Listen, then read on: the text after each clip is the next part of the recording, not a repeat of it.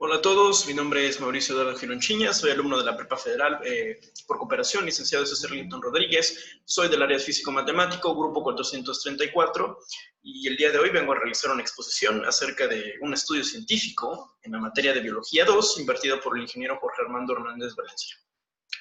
De manera de introducción, me gustaría resaltar y hacer conciencia sobre el hecho de que nosotros no compartimos información o compartimos estudios científicos o lo que se logra dentro de la comunidad porque el conocimiento sea en sí mismo importante y porque creemos que sea necesario.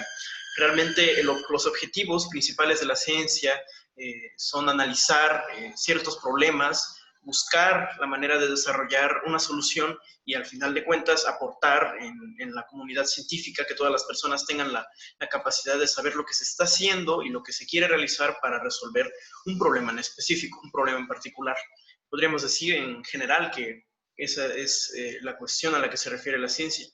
Y pues lo que nos concierne ahora, en general, al mundo y a la sociedad de estos días, es, claro, la contaminación, ¿no? Que es un problema muy grande y que muchísimas personas dentro de la comunidad científica buscan soluciones y alternativas para que poco a poco nuestra sociedad logre avanzar y dejar atrás los problemas y el impacto ambiental que nosotros estamos haciendo hacia el planeta Tierra.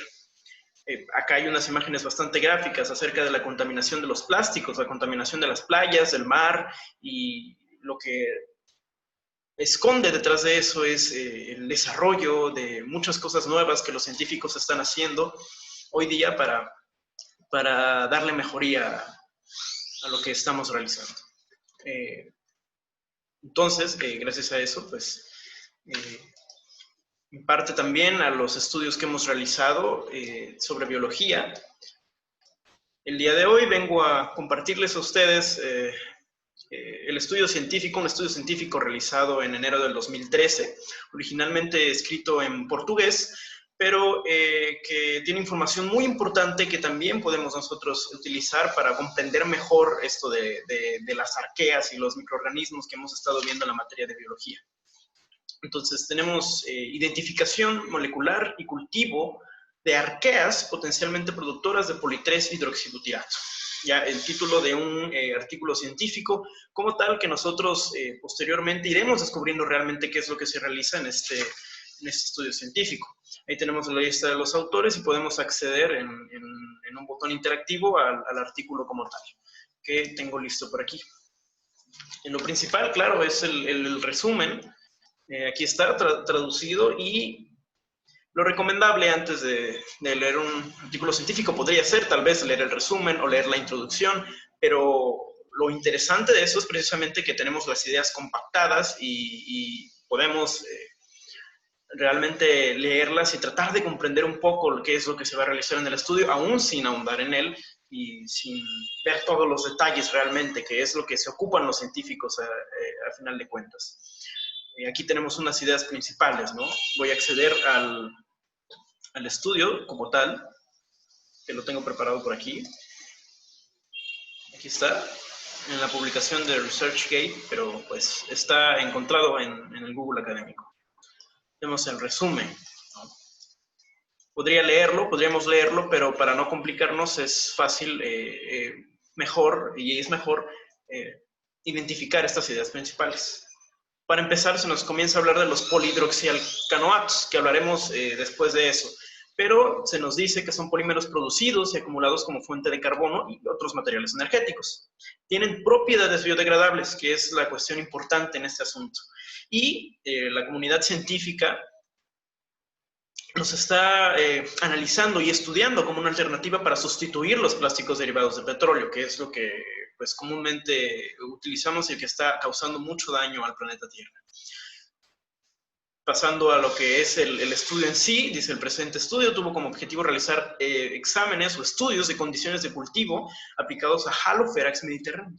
Sabemos que se trata de las arqueas, pero tenemos que tener muy claro qué es lo que significa esto. Y después, en paralelo más bien, efectuar la identificación molecular de haloarqueas presentes en salinas peruanas. Y se habla más o menos de los detalles de los que fueron realizados y las conclusiones de lo que se realizó a final de cuentas. Sin embargo, las palabras clave, creo yo, es algo que debemos de tomar muy en cuenta. Digamos, podemos, en vez de palabras, también llamarle como conceptos clave, que es mejor tener conciencia de ellos para comprender lo que sucede en el texto. Comenzamos con conceptos clave, que considero que es lo principal, entonces. Y aquí tenemos a las arqueas. Las arqueas es la parte importante del estudio. Y bueno, tratando de resumirlo de alguna manera para no entrar en detalles, sigo, evidentemente los estudios científicos requieren del análisis de estos detalles, pero a efectos prácticos de esta exposición no lo considero necesario. Las arqueas, pues, se trata de este grupo de microorganismos unicelulares de morfología procariota y forman parte de uno de los tres grandes dominios de los seres vivos, de las arqueas, bacterias y eucariotas. Podemos verlo por aquí incluso. Hay algo llamado el árbol filogenético de la vida, que lo tenemos por acá. Aquí están los tres dominios, el dominio bacteria, el dominio arquea y el dominio eucaria. Están relacionados todos de alguna manera por un origen común, y eso es una cuestión muy importante, ya que se cree que las arqueas, bueno, realmente se consideran los organismos más primitivos que habitan en el planeta Tierra, y se considera que las arqueas dieron pie a la evolución desde hace muchísimo tiempo y fueron los primeros destellos de vida, por decirlo de alguna manera.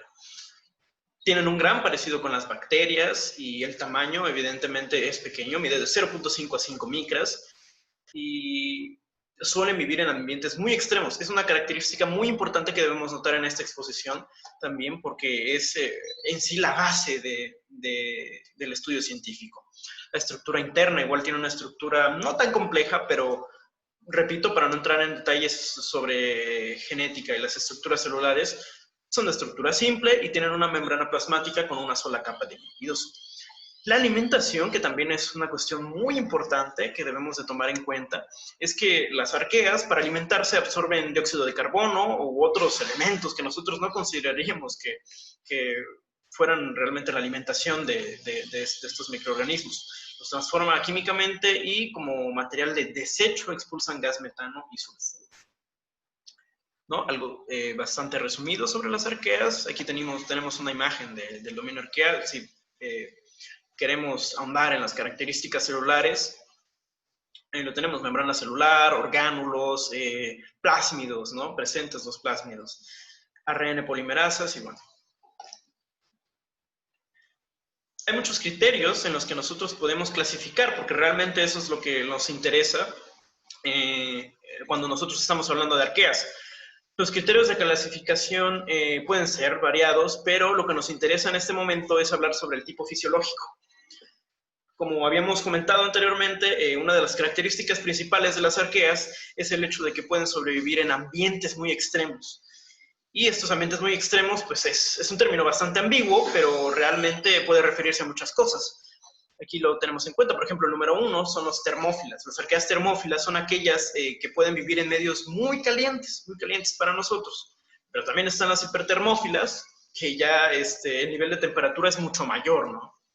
Igual con los metanógenos, y se producen metano como parte esencial de su metabolismo energético.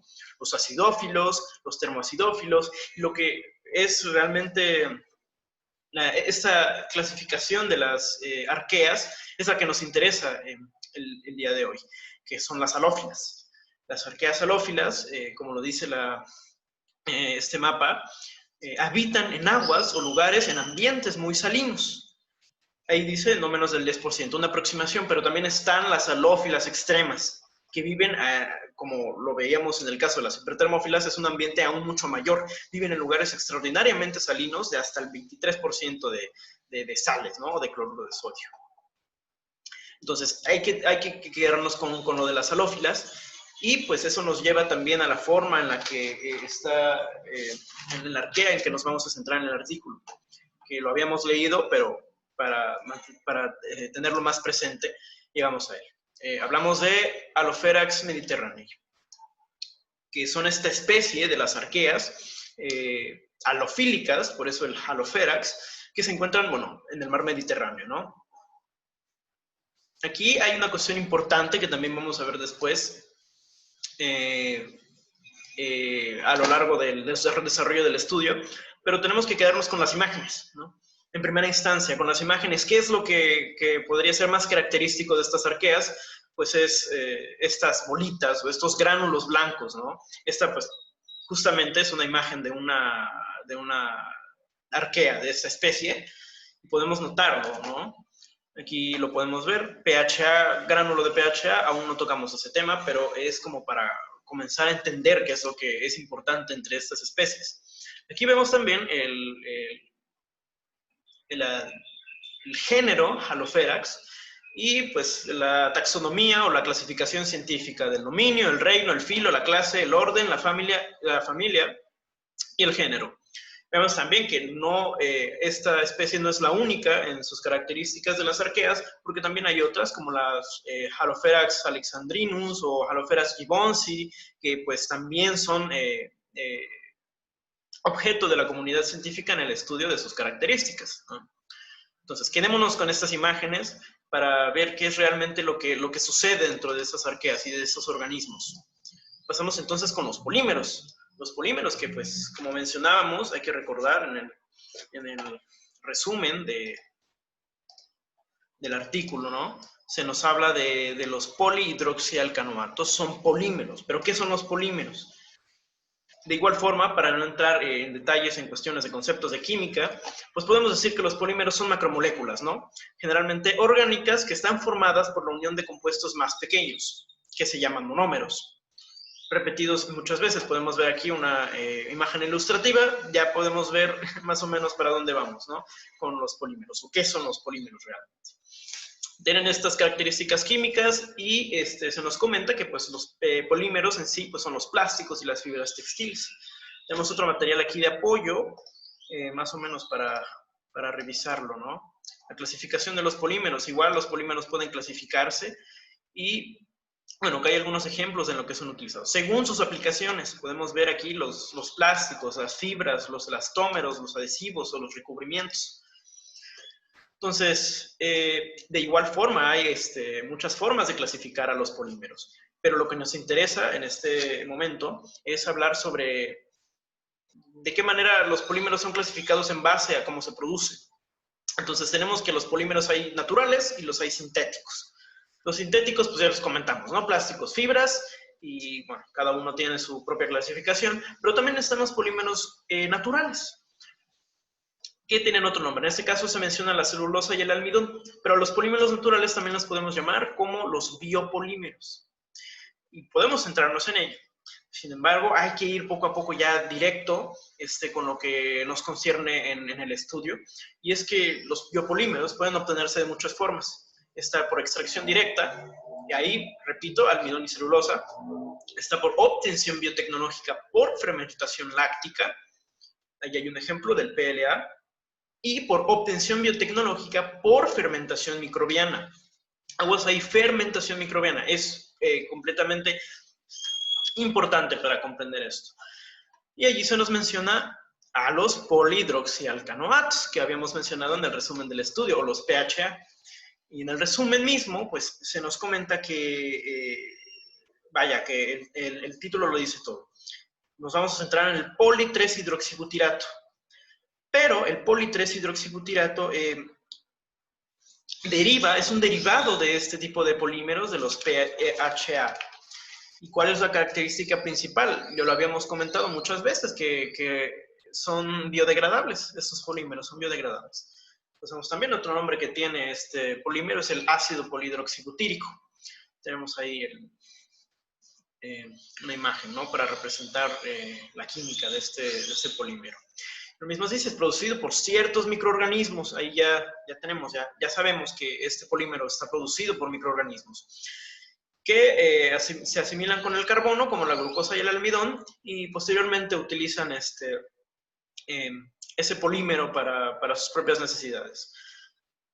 Los PHB, así se les llama también a este polímero, al poli-3-hidroxibutirato, como PHB, son atractivos justamente porque son capaces de biodegradarse. Repito, puede ser hidrolítica o enzimática.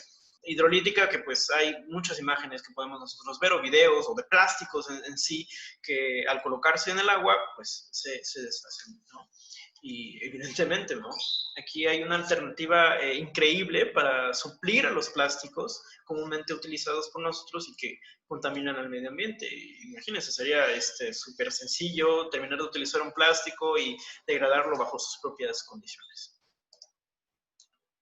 Posteriormente, si recordamos la imagen de las arqueas, ahora sí pasamos a explicar la relación entre estos dos conceptos, entre las arqueas, en específico con las halóferax, y con los polímeros, ¿no? Aquí sí podemos volver a ver la imagen, es la misma, es el mismo microorganismo, y podemos ver que en realidad esos gránulos o esas bolitas blancas que encontramos ahí son los polímeros. Esos microorganismos producen los polímeros de cierta forma, y aquí lo tenemos, ¿no? Realmente la primera ocasión en la que se observó que los polímeros eran producidos por estos microorganismos fue en 1972 por el estudio de dos científicos. Aquí también podemos acceder a él, que al final está en las citas de la exposición, ¿no? Pero aquí está el Josh Tucker of two species of Halobacterium. Disculpa por el inglés, pero así es, básicamente. Por Gary Kirk y Margaret Ginsburg, ¿no? Y 1972 estamos hablando de un tiempo en específico. Ya un gran tiempo, entonces pues es fácil comprender el objetivo de este estudio científico. También cité más que nada un artículo en el que se comenta cómo es que otros microorganismos, no necesariamente las arqueas, pero otros microorganismos también producen este polímero. Dice el proceso, nada más para comprender qué es lo que sucede aquí. El proceso para crear PHB consiste en someter a un microorganismo, aquí se dan dos ejemplos, ¿no? Como el Bacillus megatherium, condiciones de estrés fisiológico mediante un desbalance nutricional.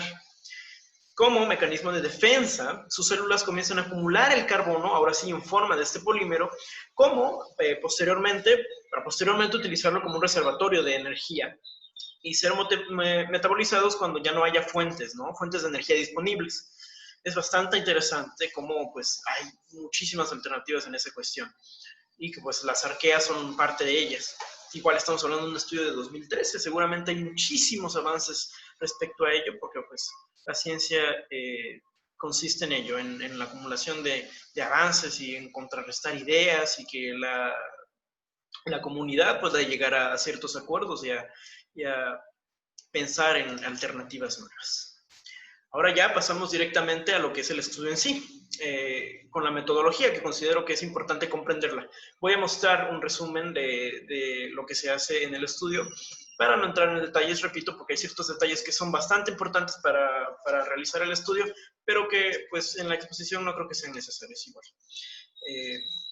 Algo importante que se comenta en el resumen es que se realizan dos estudios en paralelo. Es un mismo estudio que hace dos experimentos distintos.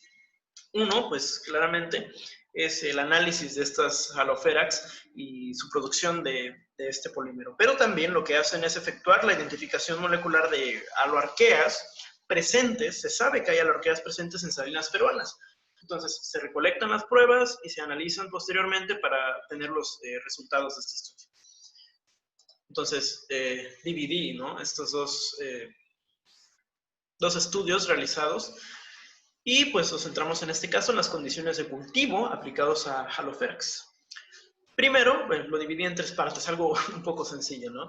Reactivación, ¿no? Lo que se realiza con las pruebas para cultivarlas y posteriormente tenerlas en un cierto ambiente para analizarlas de manera posterior. La reactivación en un medio de cultivo salino. Aquí tenemos igual el archivo. Podemos ver que no es nada fácil y que realmente se tiene que ser bastante específico con lo que se realiza. Aquí tenemos una introducción y pasamos directamente con la metodología. Todo esto que vemos aquí son condiciones específicas, condiciones químicas, cantidades muy específicas que se deben de tomar en cuenta al momento de realizar este medio salino. Aquí pues el estudio junta realmente estos dos estudios, pero pues podemos verlo, no es una cuestión bastante sencilla. Tiene su dificultad y tiene sus detalles también que tenemos que tomar en cuenta. Entonces, para resumirlo, el cultivo de reactivación fue realizado a 35 grados, con un pH inicial de 7, y esto durante 4 días. Pasamos ahora al proceso de cultivo microbiano, que es en sí el desarrollo, por decirlo de alguna manera, del estudio. Aquí hay un ejemplo de la incubadora, ¿no? Y dice que el cultivo microbiano fue cultivado en 500 mililitros, igual, de medio de cultivo salino, bajo sus propias condiciones. Igual a 35 grados durante 4 días. Y lo que hacen para analizar estas condiciones de cultivo es utilizar una forma de análisis que podría ser estático o agitado, ¿no? Ahí lo vimos, agitación a 150 RPM. Y ahí es cuando vemos entonces las conclusiones que, pues en este caso están resumidas, ¿no? Para no llegar directo con las conclusiones, pues colocamos una gráfica y de apoyo que veremos después, en la que, pues bueno, hay un mejor desarrollo celular, en conclusión, cuando se realiza sobreagitación, que cuando el cultivo se mantiene estático. Es un proceso que se realiza, por ejemplo, aquí está, podría afirmar que este es quizá el modelo más parecido a la incubadora utilizada, ¿no? Y ahora pasamos con el otro estudio. Hablamos de la identificación molecular de aloarqueas presentes en salinas peruanas. Este estudio se realizó en Perú, en el estado de Lambayeque, Perú, y en este estado pues se analizaron lagunas salinas en 2 distritos, el distrito de San José y el distrito de Santa Rosa. Se utilizaron 8 cepas aisladas, ¿no?, de esos ambientes salinos. Y pues utilizan una cepa estándar, básicamente, que podríamos soltar aquí este concepto para entender más o menos lo que hacen. Aquí se comenta que usan una cepa estándar o cepa patrón, Alopherax mediterranea. Lo podemos ver aquí, un pequeño resumen, ¿no? Es lo que utilizan básicamente para comparar los resultados. Tienen que hacerlo de cierta forma, que es una cepa estándar, ¿no? Cepas destinadas al control de calidad bacteriológico. También hay un código, el ATCC, que bueno, eso ya son cuestiones técnicas. ¿Cuáles son las cepas ATCC o American Type Culture Collection? Bueno, cada una de ellas tiene su propio código, no es una manera de identificarlos. ATCC 33500. Y ahora sí, pasamos con la metodología de este estudio en particular, que es parecida a la que habíamos comentado. Igual ocurre esto de reactivación. En este caso, pues ahí lo dice, ¿no? Algo importante, dice, indicado para bacterias halófilas extremas, que es lo que habíamos comentado en las características fisiológicas de las arqueas. Dice, pues contienen un 25% en sales. En el mapa habíamos hablado sobre hasta un 23%, ¿no? Pero pues es una aproximación realmente de las características de estos medios realmente salinos. Aquí tenemos las características también, ¿no? 42 grados centígrados, pH inicial. Y luego con el cultivo microbiano, que es la parte del desarrollo del estudio, ¿no? Fueron cultivadas en 500 mililitros de medio cultivo salino y todos aquellos detalles que también vamos a tener presentes, ¿no?, en el estudio como tal. Cultivo microbiano y bueno, el desarrollo de esto. Que hay algo importante, reacción en cadena de polimerasa, que es lo que veremos después. Porque ahora lo que toca es hablar sobre los resultados. Para esto decidí basarme en el artículo como tal. Disculpen. En el artículo como tal que vemos aquí, ¿no? Resultados. Después de que se realiza la extracción de DNA microbiano, porque debemos recordar que lo que se realiza aquí es, al menos en el estudio que se lleva en paralelo, es analizar estas cepas de estos microorganismos en estos medios salinos y analizar más o menos, llegar a la conclusión de, porque pues se sabe que son arqueas halófilas, pero lo que queremos hacer pues es esta similitud, ¿no?, entre qué especies más o menos se mueven las que están ahí en ese lugar en específico, ¿no?, en las salinas peruanas. Se realiza pues la extracción de DNA microbiano con sus propias condiciones y su propio equipamiento, y pasamos a la reacción cadena polimerasa, que igual agregué aquí, gente, un video más o menos para tener en cuenta de manera muy resumida de los usos y de lo que es la reacción en cadena polimerasa. La reacción básicamente este proceso más bien consiste en utilizar ADN recombinante, cierto ADN que nosotros ya hayamos extraído, que tengamos para analizar.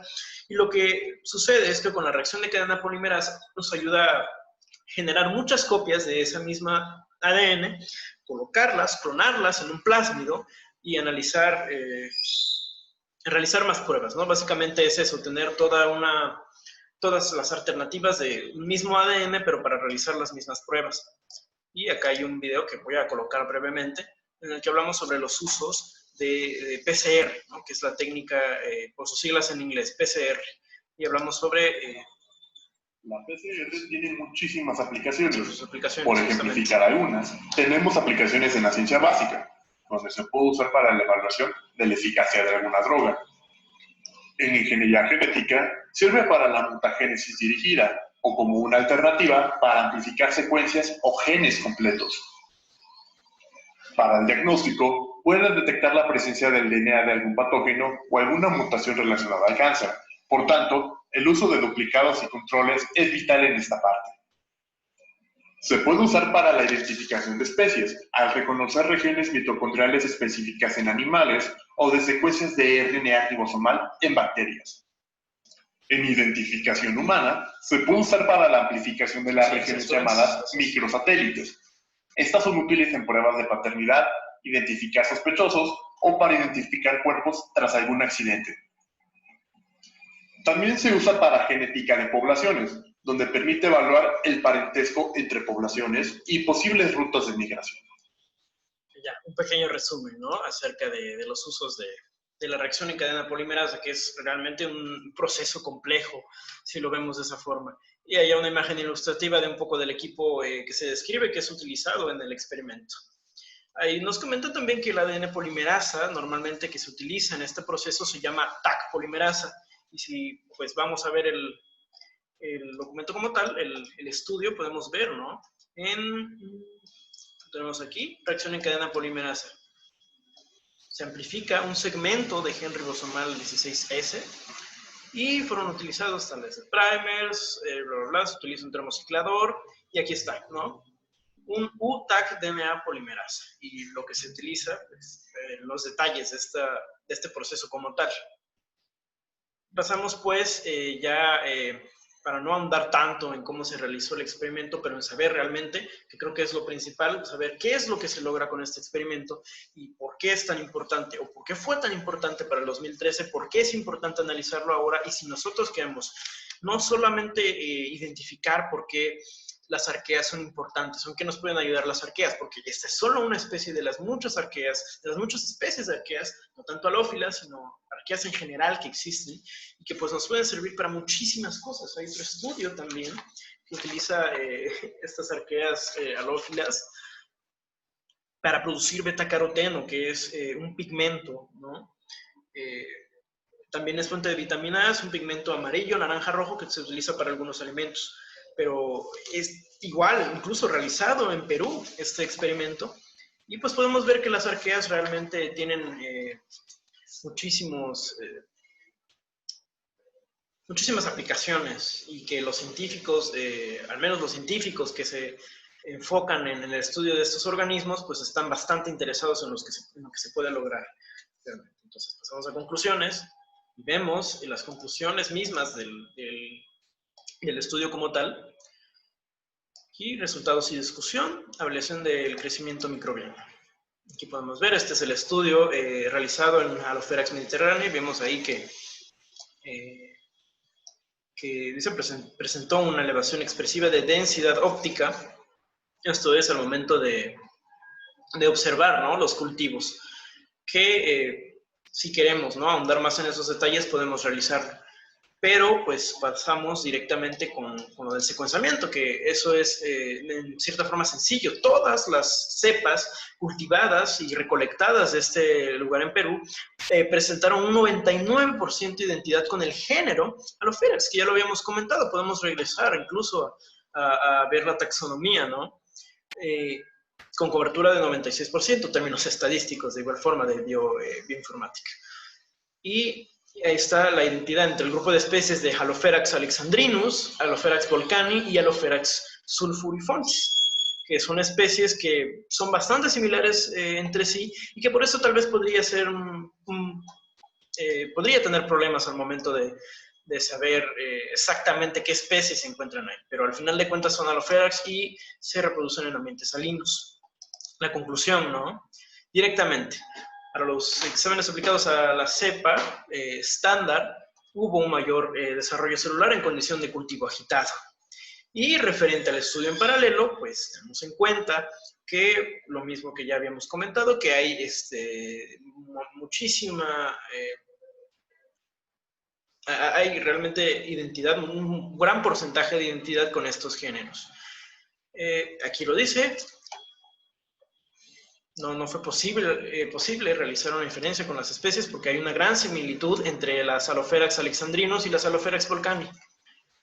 Pero en sí, pues lo que es importante de este estudio científico, que podemos revisarlo después, es la importancia que tiene. Imagínense, ¿no? Las formas que nosotros tenemos para analizar a ciertos microorganismos o otro tipo de cosas que forman parte del estudio científico para cambiar el cómo estamos utilizando, tal vez no el cómo, pero el qué estamos utilizando para nuestra vida cotidiana y también quitar un poco, reducir más bien nuestra huella en el medio ambiente. Repito, es un estudio del 2013, es un tema completamente interesante y sería increíble realmente analizar todo lo que acontece alrededor de estos estudios.